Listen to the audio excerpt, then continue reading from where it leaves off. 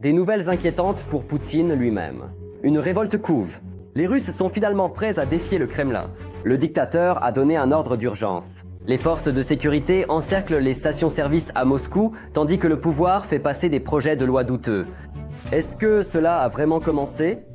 La peur du locataire du bunker a pris le dessus, transformant la place rouge en zone d'exclusion.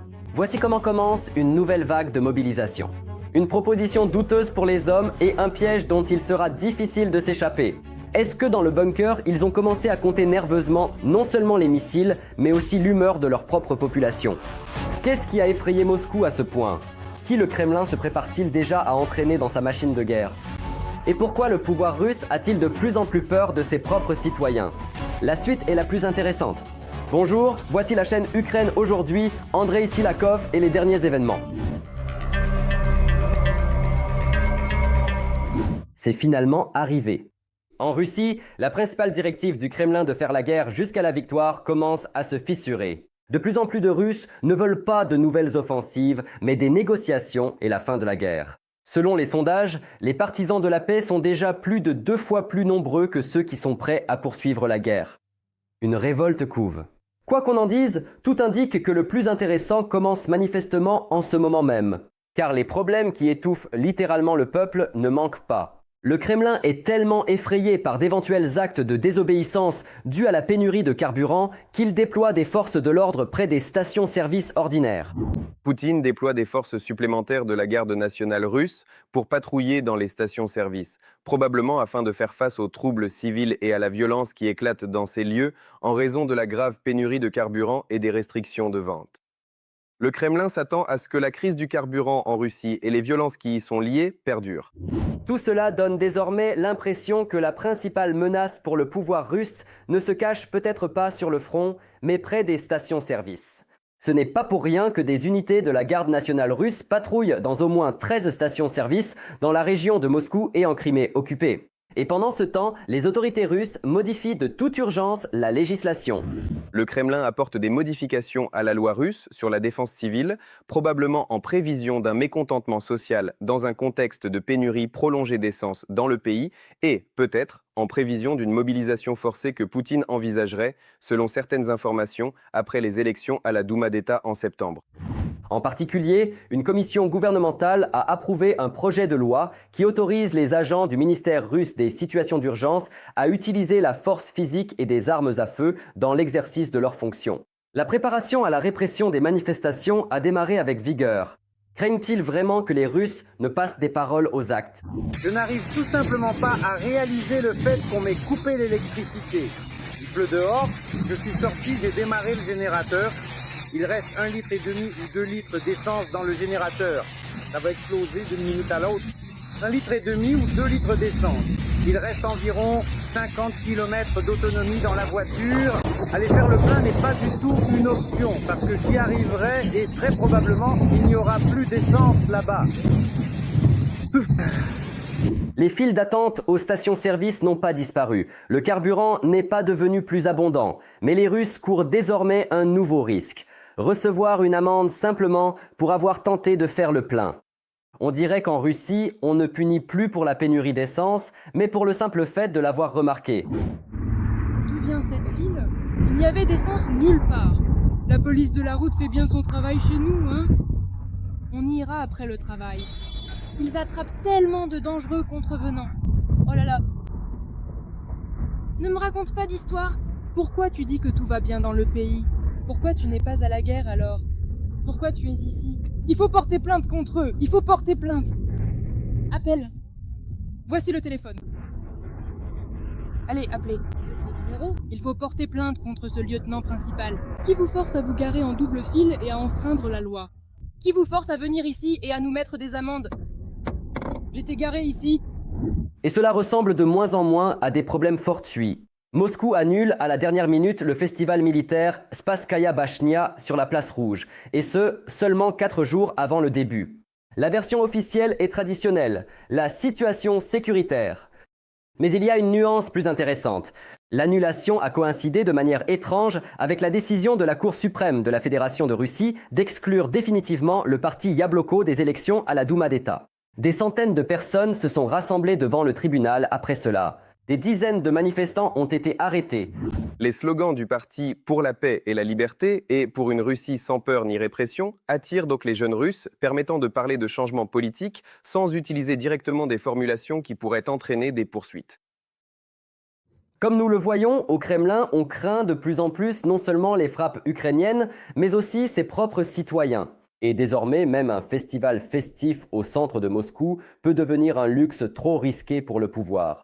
Et ce n'est loin d'être la première fois que le Kremlin commence à annuler des événements de masse dans le centre de Moscou.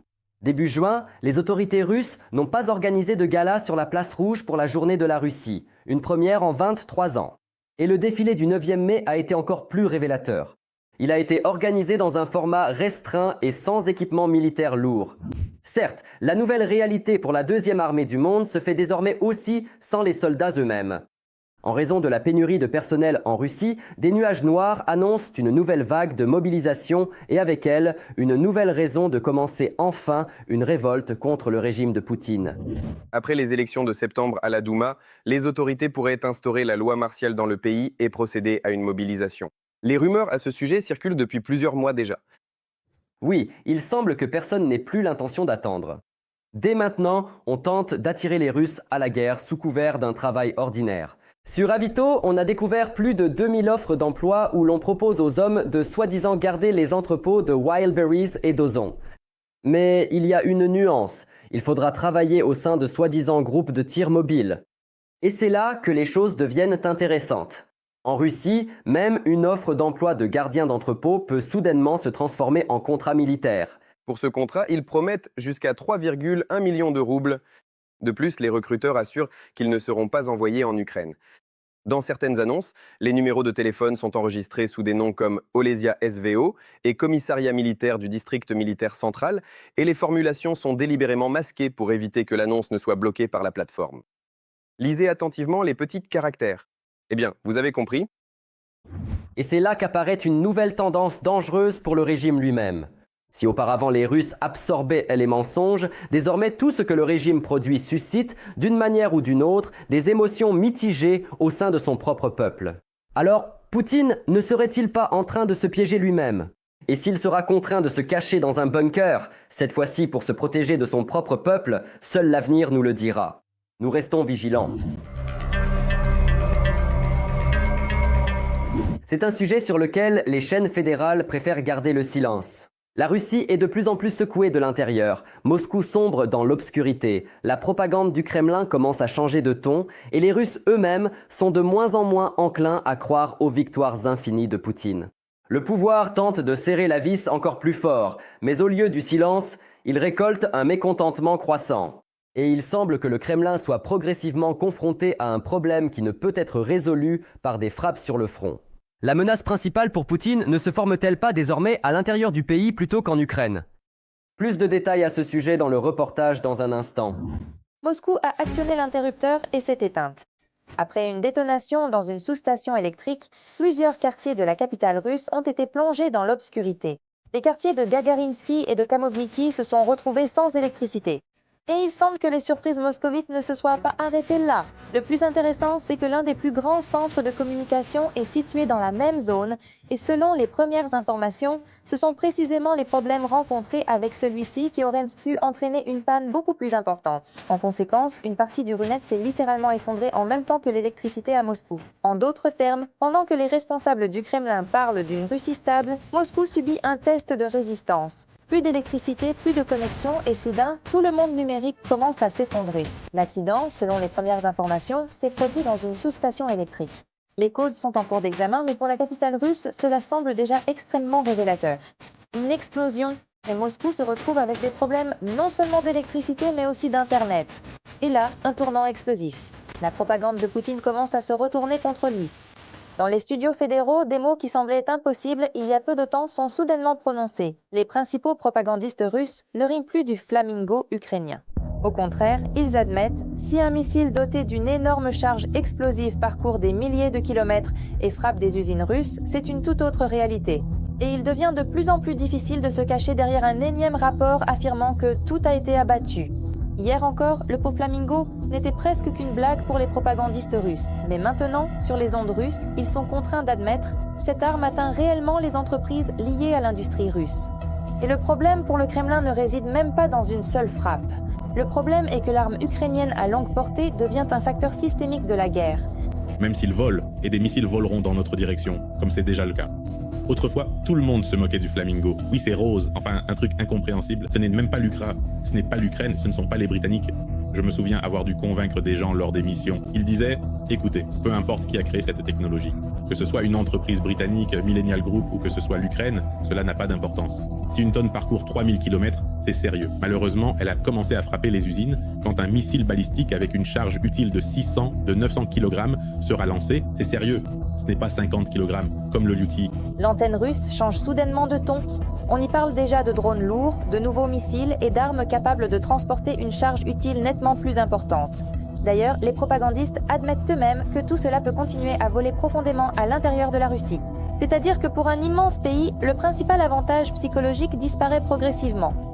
Le sentiment que l'on peut se sentir en sécurité loin du front. Les problèmes dépassent largement les limites du front. Dans les médias fédéraux, les critiques à l'encontre du propre gouvernement se font de plus en plus entendre concernant des décisions qui frappent les secteurs de haute technologie, l'informatique et Internet. Et là, une situation tout à fait absurde se dessine. Le pays parle simultanément de percée technologique tout en créant lui-même les conditions qui freinent cette percée. J'ai retrouvé la citation de ce fameux Yushchenko. La première partie semble inoffensive. Si une personne ne se sent pas à l'aise pour vivre, travailler et se développer dans notre pays, c'est sa décision, qu'elle parte. Peut-être qu'ils trouveront leur voie quelque part à l'étranger. Et ensuite, mais j'en doute, ils n'intéressent personne là-bas. Impossible de faire sans. Et qui a créé ces conditions inconfortables? On a envie de demander à Yushchenko qui les a créées. Oui. En mai, le député Yushchenko, à ne pas confondre avec le président, a déclaré que oui, ces informaticiens, on n'en a absolument pas besoin, qu'ils s'en aillent. Enfin, c'est-à-dire, cet obscurantisme, je ne parle même pas des blocages d'Internet qui nuisent énormément à tout le secteur du développement, parce que j'ai quelqu'un qui travaille sur les réseaux de neurones, sur des dispositifs de guidage pour drones, et il me dit « Ma matinée commence par essayer d'accéder à quelque chose, à un site, et je dois comprendre si c'est le RKN qui m'a bloqué ou les Américains. » C'est-à-dire de quel côté et par conséquent par quelle méthode il faut se frayer un chemin pour obtenir le matériel nécessaire. Les propagandistes commencent eux-mêmes à se demander comment développer la Russie si les décisions des autorités rendent ce développement impossible. Il y a encore peu de temps, de tels propos ne pouvaient être entendus que de la part de l'opposition. Désormais, ils s'infiltrent même dans les émissions pro-gouvernementales. Et c'est là que surgit le problème le plus désagréable pour le Kremlin. Pendant des années, on a raconté aux Russes « L'Ukraine est sur le point de tomber, le front va s'effondrer, Kiev va capituler et l'armée russe contrôle la situation ». Mais les années passent, et au lieu de la capitulation ukrainienne, les Russes pointent des frappes de plus en plus lointaines sur leur propre territoire. La Russie a frappé, l'Ukraine a résisté, l'ennemi a intensifié ses frappes. Nous avons riposté. La Russie a promis de détruire l'industrie ukrainienne, et maintenant elle est elle-même contrainte de compter combien de missiles ukrainiens pourraient s'abattre sur ces précieuses usines. Une panique silencieuse s'empare des Russes. En apparence, tout est calme. Les gens vont au travail, achètent de la nourriture, vivent leur vie. Mais à l'intérieur de la société, quelque chose est clairement en train de se briser. Les Russes croient de moins en moins à une amélioration de la situation et se préparent de plus en plus à ce que les choses empirent. Les prix augmentent, la peur de perdre son emploi s'intensifie et surtout, la foi en l'avenir disparaît. Si l'optimisme prédominait auparavant, la part des pessimistes augmente désormais rapidement. Et ce n'est plus seulement de l'anxiété. La société russe passe progressivement en mode survie. Et le pire pour le Kremlin, c'est que l'image même que le pouvoir vendait à sa population depuis des années est en train de s'effondrer. La guerre devait se terminer rapidement, la Russie devait devenir plus forte. Et après la guerre, la vie était censée s'améliorer radicalement. Maintenant, ces attentes s'affaiblissent. Les Russes sont enfin fatigués, ils commencent à se rebeller. Et cette fois, le problème pour le Kremlin n'est pas sur le front, mais directement à Moscou. Les jeunes Russes réclament de plus en plus fort le changement et l'interdiction du parti Yabloko a eu un effet inattendu. Au lieu de forcer les gens à oublier l'opposition, les autorités n'ont fait qu'attirer l'attention sur elle. Il semble que le Kremlin aide lui-même ses critiques. Après l'exclusion du parti des élections, son quartier général à Moscou a reçu la visite de plus d'1 millier de nouveaux partisans. Parmi eux, des jeunes militants, des blogueurs et des musiciens. Et lors des manifestations dans la capitale, les gens scandaient déjà ouvertement des slogans anti-guerre et politiques. Pour la Russie actuelle, c'est presque exotique. Et le point le plus douloureux pour Poutine, ce sont les sentiments des Russes eux-mêmes. Selon les sondages, les partisans de négociations de paix sont déjà plus de 2 fois plus nombreux que ceux qui souhaitent la poursuite de la guerre. C'est-à-dire que pendant que le Kremlin exige de continuer à se battre, de plus en plus de Russes veulent tout le contraire, et le pouvoir répond par la répression. Plus de 30 personnes ont été arrêtées après la manifestation. L'un des représentants du parti Yabloko, Lev Klosberg, a été condamné à plus de 11 ans. C'est un paradoxe. Plus le Kremlin tente de serrer la vis, plus ce qu'il essaie de cacher devient visible. À l'intérieur de la Russie, la demande de changement grandit. Poutine ne le remarque peut-être pas maintenant, mais quand l'espoir disparaît, c'est la société qui devient le plus grand problème du pouvoir. Et qui sait quand le petit tsar se retrouvera face à face avec un peuple en colère. L'entourage de Poutine jette de l'huile sur le feu et parle de plus en plus fort de la fin de la guerre. Les Russes eux-mêmes ne se préparent plus à la victoire, mais aux frappes et à la vie sous les sirènes. Quelle surprise! À Moscou, il semble qu'ils aient compris qui est responsable de tout leur malheur. L'Ukraine, quant à elle, ne fait que monter en puissance, et c'est précisément ce qui rend Moscou de plus en plus nerveux. La suite sera la partie la plus intéressante. Vous ne pouvez pas manquer ça. Ce que Poutine craint le plus, ce sont les discussions sur la fin de la guerre. Et cette fois-ci, ce n'est ni un opposant, ni un expert indépendant, ni même un politicien occidental qui en a parlé. La nécessité de mettre fin à la guerre au plus vite a été publiquement déclarée par le chef de la plus grande banque de Russie, German Gref, un homme qui fait partie depuis de nombreuses années du cercle économique le plus proche du président russe. Gref a en fait admis ce dont on parle de plus en plus souvent à voix basse à Moscou. Je ne pense vraiment pas qu'il y ait, à l'heure actuelle, une seule personne dans tout le pays qui ait d'autres préoccupations que celle de voir la fin rapide des hostilités. Si le chef de la Sberbank se permet de faire de telles déclarations publiquement, cela pourrait témoigner d'état d'esprit bien plus profond au sein des élites russes. La réaction à cette phrase s'est avérée encore plus révélatrice. Le message contenant la citation a presque immédiatement disparu des ressources d'information, puis est revenu tout aussi soudainement. Il semble qu'à Moscou, on ne sache même plus quels signaux sont autorisés à être envoyés à la société et lesquels ne le sont pas. Quand un pays commence à modifier nerveusement les propos de l'un de ses fonctionnaires les plus influents quelques minutes seulement après leur publication, cela témoigne généralement d'une tension interne. Et il semble que ce soit précisément là que commence à se former la tendance la plus dangereuse pour le dictateur. Car lorsque ce ne sont plus les simples citoyens, mais les membres du cercle économique le plus proche du pouvoir qui commencent à parler de la fin de la guerre, cela signifie que le mécontentement monte progressivement de plus en plus haut. Et l'histoire a montré à maintes reprises que pour les régimes autoritaires, les périodes les plus difficiles ne commencent pas lorsque la société se lasse, mais lorsque c'est l'entourage lui-même qui se lasse. Mais les Russes ordinaires cessent aussi progressivement de jouer le jeu du silence. Selon les statistiques de recherche russes, la requête « Quand l'opération militaire spéciale se terminera-t-elle » a établi un record absolu depuis le début de la guerre. Rien qu'en une semaine, les Russes ont cherché la réponse à cette question plus de 137 000 fois.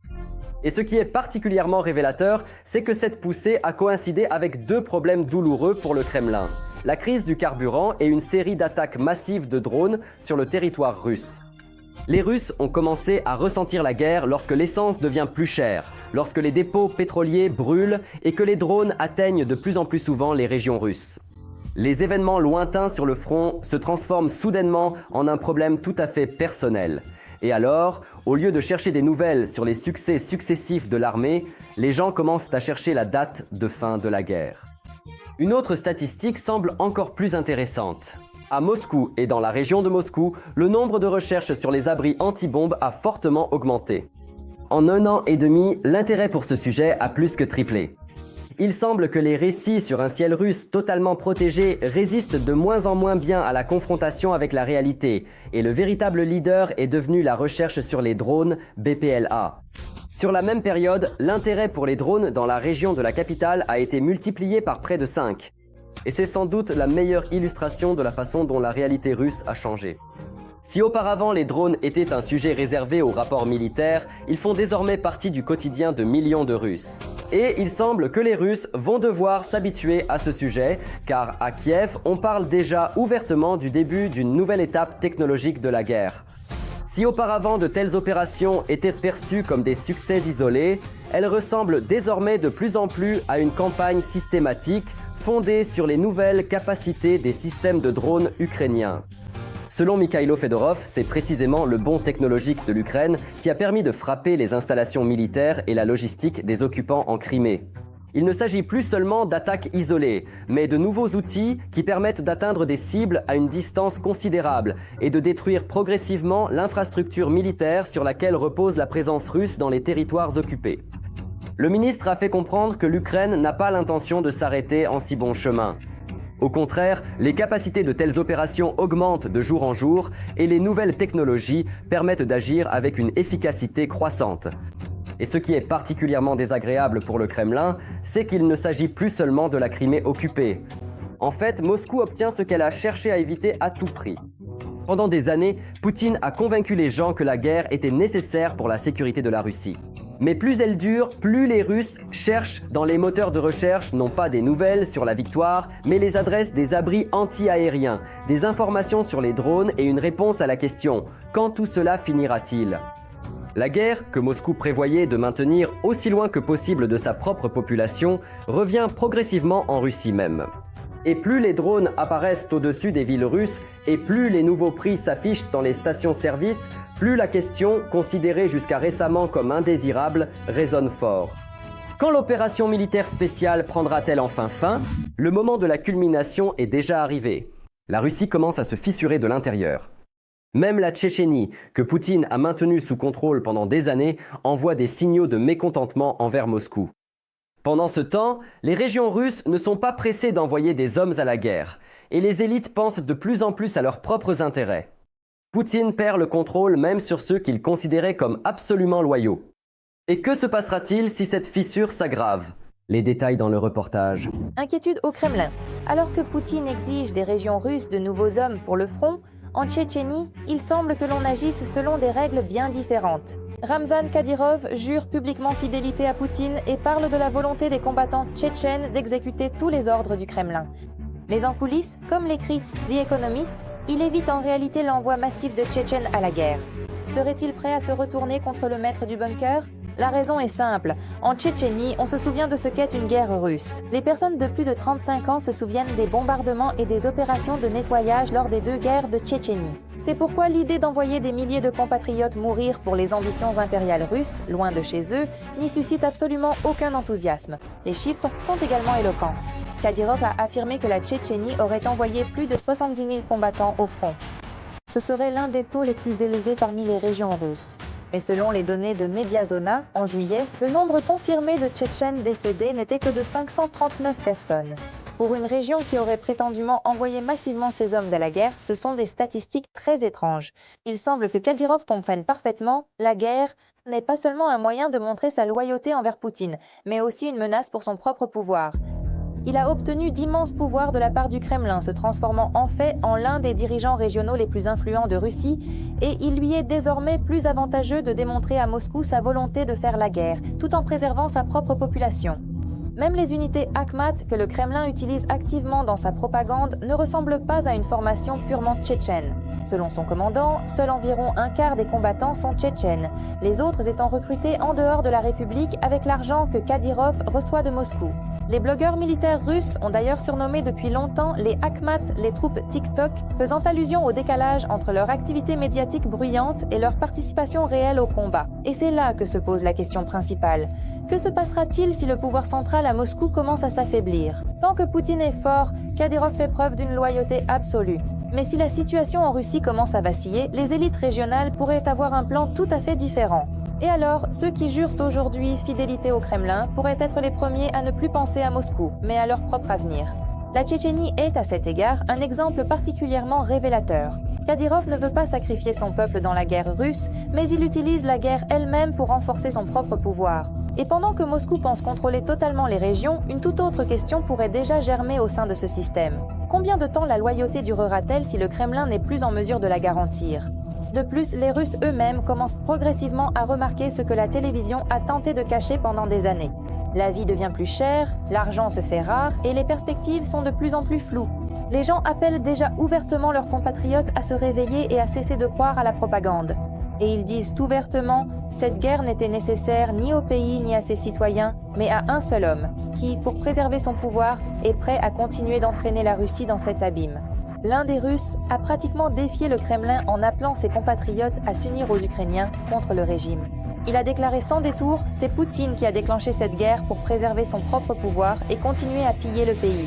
Selon lui, tant que le dictateur du Kremlin restera au pouvoir, la Russie continuera de sombrer dans l'abîme et la source principale de tous ces problèmes est précisément Poutine.